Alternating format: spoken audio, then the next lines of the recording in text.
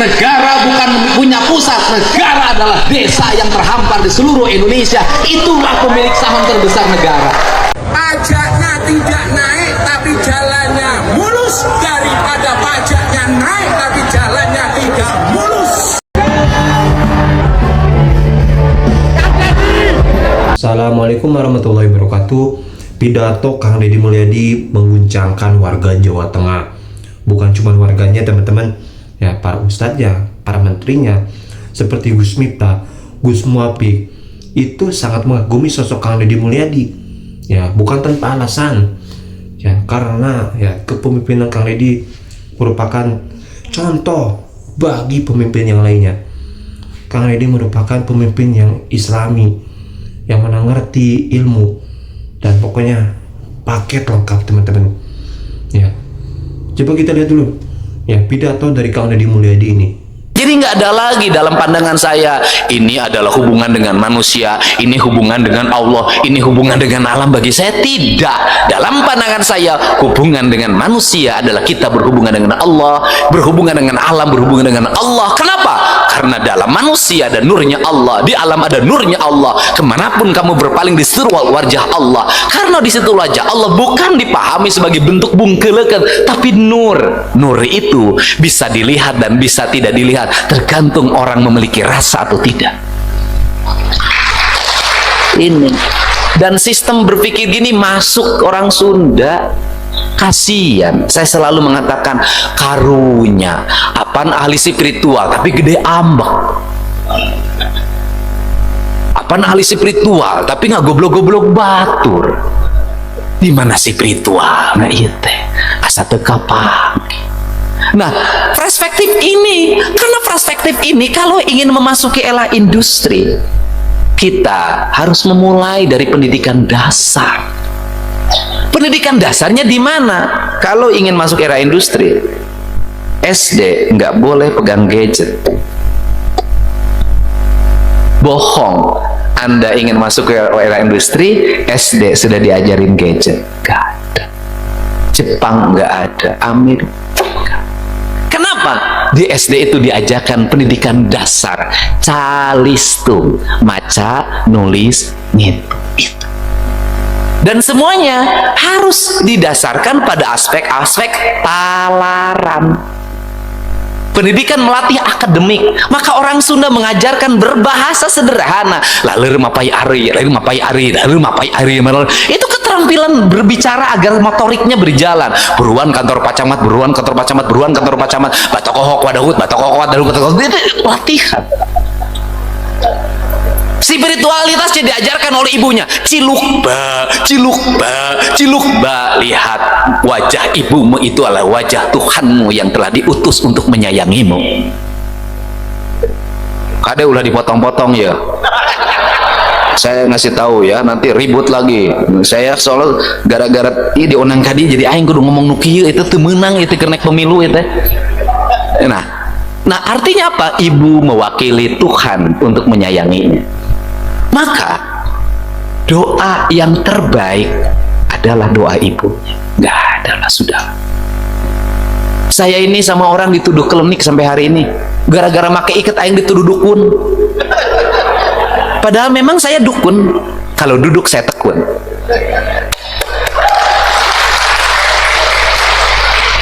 Hanya dukunlah yang akan memenangkan pertarungan, orang yang duduk dan tekun.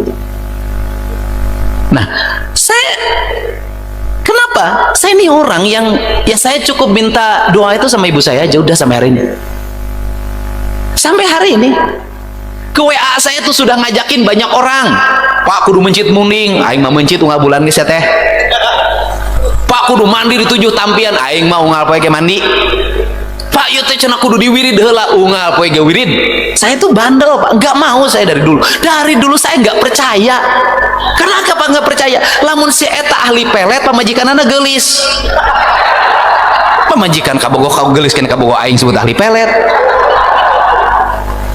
Lamun si eta ahli bisa ngajadikeun lurah, bisa ngajadikeun bupati kulantaran nanya kasih eta nyalonnya sorangan.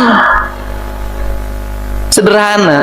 Tetapi aspek ini sudah diambil alih secara ilmiah. Saya percaya ilmiah.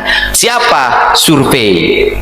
Saya orang yang menggunakan metodologi akademis ini sebagai standarisasi saya. Gak ada, bohong. Mau udah menjadi dukun, tak percaya. Dan saya termasuk teboga pananyaan, teboga guguruan. Guru aing mah alam kabeh ya guru aing. Dukun aing sahab purah pananyaan indung. Karena saya meyakini walaupun ibu saya sudah tidak ada, tinggal ada kuburannya, bagi saya dia tetap ada di hati saya dan selalu memberikan panduan. Itu hati sudahlah. Boleh dong saya punya keyakinan pada ibu saya. Nah, pendidikan ini perlu dibangun. Kenapa? Era hari ini, mohon maaf, kita ngomong industri ketinggian. Era hari ini, anak-anak SD 10 tahun ke depan kita akan miliki orang-orang yang tidak sabaran. Yang kalau ada kesulitan dia mudah frustasi. Kalau ada kesusahan dia mudah minum mabuk. Kalau ada problem dia mudah narkoba. Kenapa? Karena sejak kecil sudah tidak diajarkan lagi kesabaran. Angitan itu nggak apa-apa, memang tulisan bagus sudah ada di komputer, bener saya tahu, tetapi saya termasuk yang sampai hari ini nulisnya jelek, maka saya ganti dengan yang lain metodologinya agar saya sabar gitu loh. Kenapa Deddy Mulyadi tekanan hidupnya tinggi, yang menghinanya banyak, diporo, diudak, nggak pernah berhenti. Saya tahu betul itu Allah menyuruh, karena saya sejak kecil nggak sabaran, saya harus ditekan oleh berbagai pihak agar saya hidupnya sabar. Sudah. Makanya saya selalu berterima kasih pada orang yang menghina saya. Nuhun tos ngahina abdi sabab Persib jadi juara teh lamun menang lawan Bali United.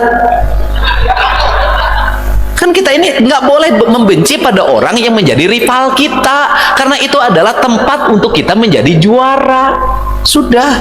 Guru galak itu pokoknya engke lamun lulus kuliah cari guru yang paling galak, yang paling bawel, yang paling ngasih banyak tugas. Anda berucap terima kasih karena dialah yang paling menyayangi Anda.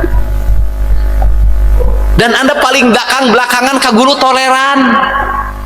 Niron diantep, bolos diantep, antep sih. Eta mah guru eta mah teu ngajarkeun sih, eta mah pupujieun. Penting. Makanya guru galak itu selalu menjadi kenangan bagi siswanya. Kenangan. Berbahagialah yang punya istri galak. Kenapa? Itu dia itu sesungguhnya lagi mengajarkan Anda tentang kebaikan, lagi menjaga Anda, lagi bawel terus gitu. Pada akhirnya ganti, yaitu menyempurnakan diri.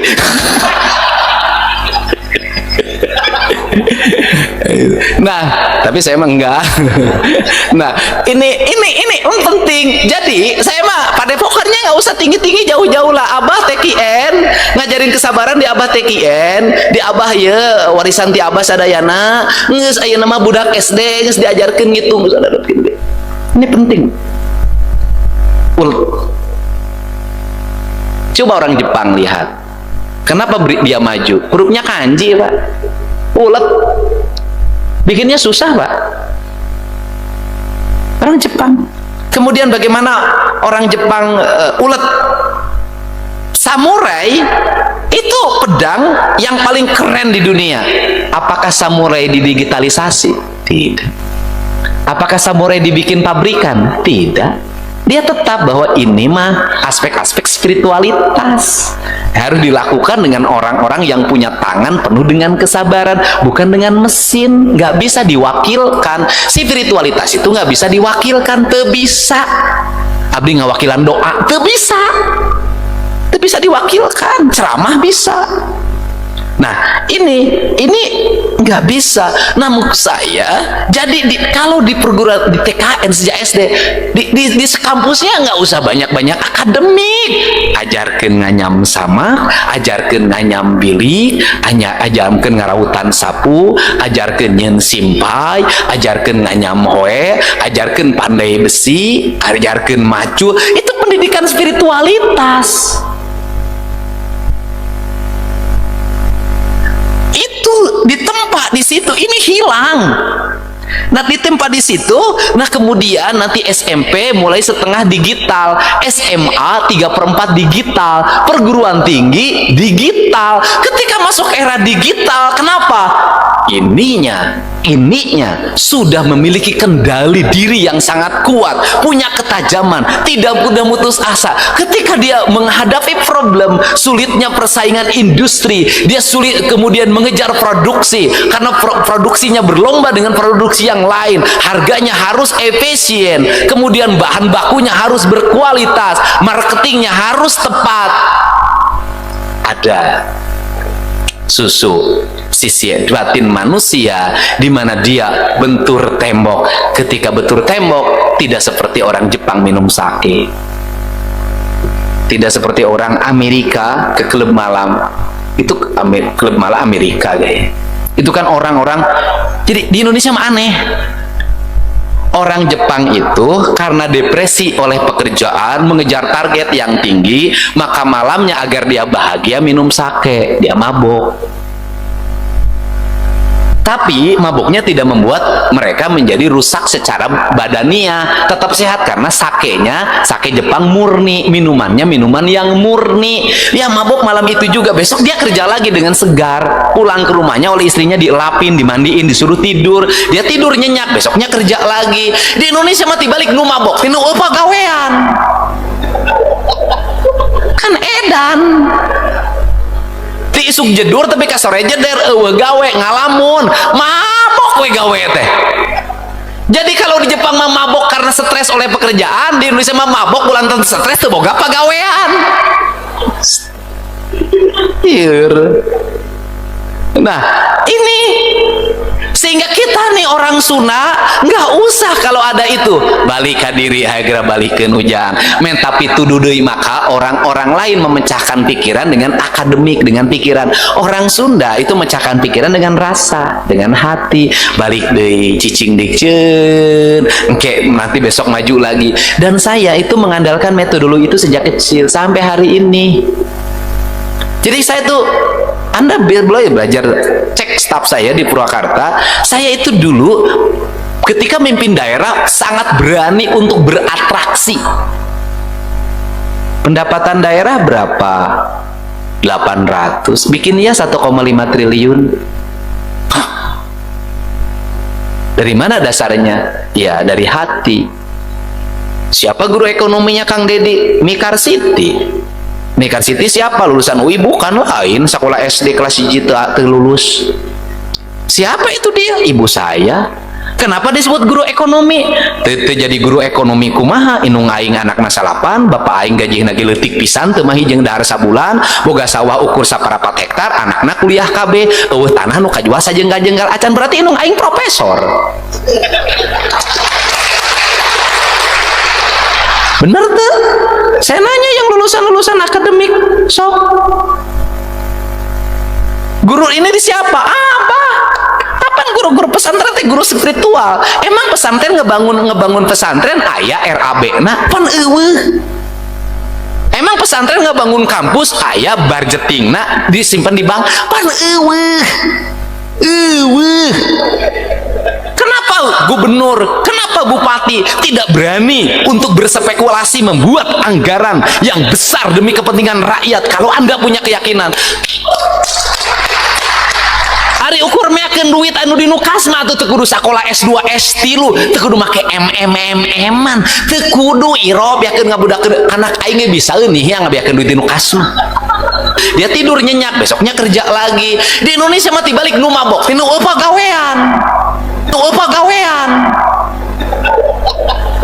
Kan edan. Ti isuk jedur tapi ka sore jeder eueuh gawe ngalamun mabok we gawe teh.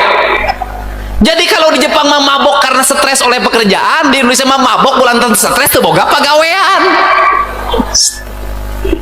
Ieur. Nah, ini Sehingga kita nih orang Sunda nggak usah kalau ada itu balik ke diri segera balikin ujang men, tapi tuduh deui maka orang-orang lain memecahkan pikiran dengan akademik, dengan pikiran. Orang Sunda itu memecahkan pikiran dengan rasa, dengan hati. Balik deui cicing dikeun engke nanti besok maju lagi. Dan saya itu mengandalkan metodologi itu sejak kecil sampai hari ini. Jadi saya tuh, Anda belajar cek staf saya di Purwakarta, saya itu dulu ketika mimpin daerah sangat berani untuk beratraksi. Pendapatan daerah berapa? 800, bikin ya 1,5 triliun. Hah? Dari mana dasarnya? Ya dari hati. Siapa guru ekonominya Kang Dedi? Mikar Siti. Mikar Siti siapa? Lulusan UI? Bukan lain, sekolah SD kelas 1 lulus. Siapa itu dia? Ibu saya. Kenapa disebut guru ekonomi? Teu jadi guru ekonomi kumaha? Inung aing anakna salapan, bapak aing gajihna ge leutik pisan teu mah hijeng dahar sabulan, boga sawah ukur saparapat hektar, anakna kuliah KB, eueuh tanah nu kajual sajenggal-jenggal acan, berarti inung aing profesor. Bener tuh? Saya nanya yang lulusan akademik, sok. Guru ini di siapa? Apa? Kapan guru-guru pesantren teh guru spiritual? Emang pesantren ngebangun pesantren aya RAB-na pan eueuh. Emang pesantren ngebangun kampus aya budgetingna disimpan di bank pan eueuh. Amin teman-teman, tadi kita sudah menyimak pidato Kang Deddy Mulyadi yang mana tadi ada Gus Miftah teman-teman sampai ya memuji ataupun ya memberitahu bahwa Kang Deddy lebih baik nggak dimungutin pajaknya, nggak dinaikin pajaknya, tapi jalanan pada mulus ya, daripada pajak dinaikin tapi jalan masih pada berlubang ya, masih belum terurus. Yaitu komentar dari Gus Miftah ya teman-teman, dan bukan tanpa alasan. Pasti Gus Miftah sudah mengetahui ataupun melihat fakta yang sebenarnya ada di lapangan, dan ini harus digarisbawahi teman-teman untuk para pemimpin yang lainnya ya, bahwa ya jangan terlalu membebankan rakyat gitu ya teman-teman, jangan terlalu membebankan apalagi ekonomi rakyat ya di saat sekarang ya masyarakat masih banyak ya kekurangan, dan ya pekerjaan pun ya masih sulit ya, dibebani dengan pajak yang begitu tinggi ya. Di sini Kang Deddy Mulyadi ya sudah paham kondisi di bawah seperti apa. Ini yang kita patut ya acungi jempol, salut kepada Kang Deddy ya, dan Kang Deddy sudah paham itu semua ya, makanya banyak yang mengagumi sosok Kang Deddy Mulyadi. Para ustadz pun ya pasti kagum melihat sosok pemimpin seperti Kang Deddy Mulyadi ini teman-teman ya. Dan tadi pun Kang Deddy menyampaikan bahwa hubungan kita dengan manusia sama saja dengan hubungan kita dengan Allah. Dalam banget teman-teman ya, semoga kita bisa ya sedikitlah mengamalkan itu semua ya teman-teman ya, khususnya diri saya pribadi teman-teman. Oke, itu dia pidato Kang Deddy, semoga bermanfaat teman-teman. Terima kasih. Assalamualaikum warahmatullahi wabarakatuh.